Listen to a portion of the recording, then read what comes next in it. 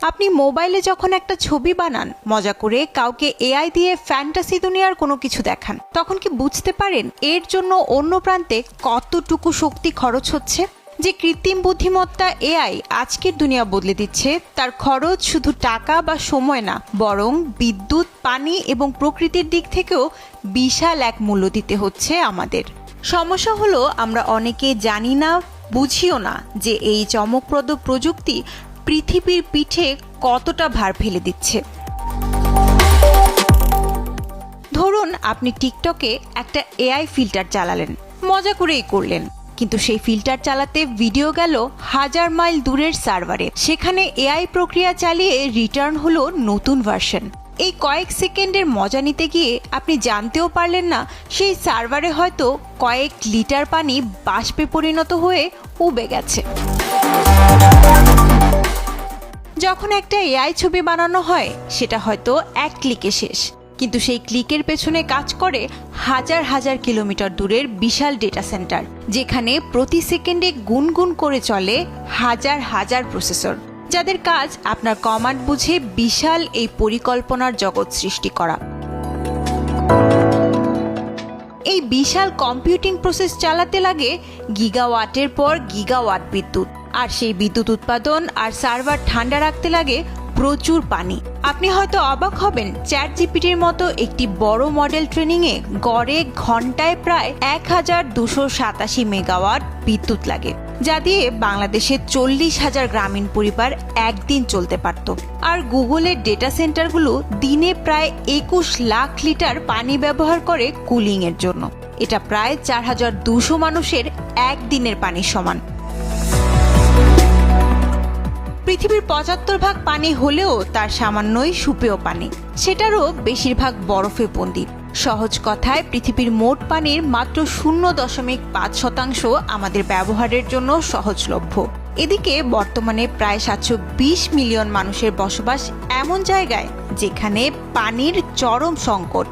AI প্রযুক্তির অদম্য বিস্তার সেই পানির সংকট আরও বাড়িয়ে দিচ্ছে। কিন্তু এই কৃত্রিম বুদ্ধিমত্তা কি শুধু প্রয়োজনীয় কাজে ব্যবহৃত হচ্ছে? মোটেই না। এমন এমন কাজেও এই শক্তি খরচ হচ্ছে যেগুলো একেবারে অপ্রয়োজনীয়। ইদানিং সোশ্যাল মিডিয়ায় দেখা যাচ্ছে এআই দিয়ে বিখ্যাত ব্যক্তিদের মুখ বসিয়ে হাস্যকর ভিডিও বানানো হচ্ছে, কাউকে নকলভাবে কাঁদানো বা হাসানো হচ্ছে, এমনকি মৃত ব্যক্তিদেরও জীবিতর মতো দেখানো হচ্ছে। কেউ কেউ আবার প্রতিদিন মিড জার্নি বা ডেল-ই ব্যবহার করে শুধু মজার জন্য 50 থেকে 60টা ছবি বানিয়ে ফেলছেন। কখনো ক্যাট সামুরাই, কখনো ডিজিটাল ঈদ জামা বানিয়ে সোশ্যাল মিডিয়ায় পোস্ট করছেন। বিজ্ঞানীদের শঙ্কা, এই গতিতে চললে 2030-এর মধ্যে এআই হতে পারে পৃথিবীর অন্যতম বড় কার্বন ও পানি নিষ্কাশনকারী প্রযুক্তি।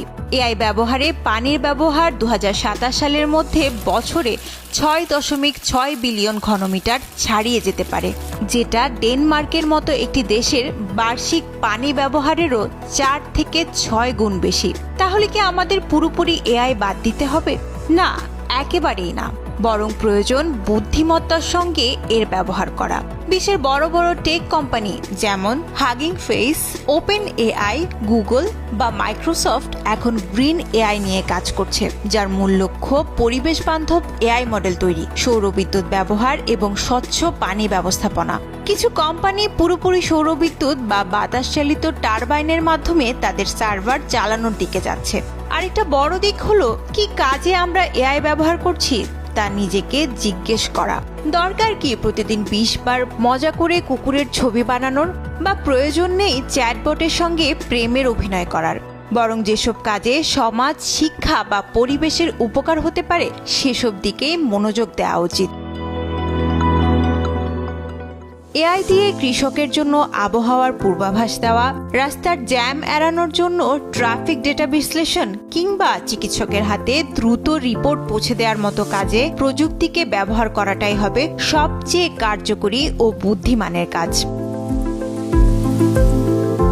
প্রযুক্তি আমাদের বন্ধু, তবে সে যেন পরিবেশের শত্রুতে পরিণত না হয়। তাই একটু দায়িত্ব নিয়ে, একটু বুদ্ধি দিয়ে ব্যবহার করলেই এআই হতে পারে আমাদের ভবিষ্যতের দিশারি, না ধ্বংসের বাহক।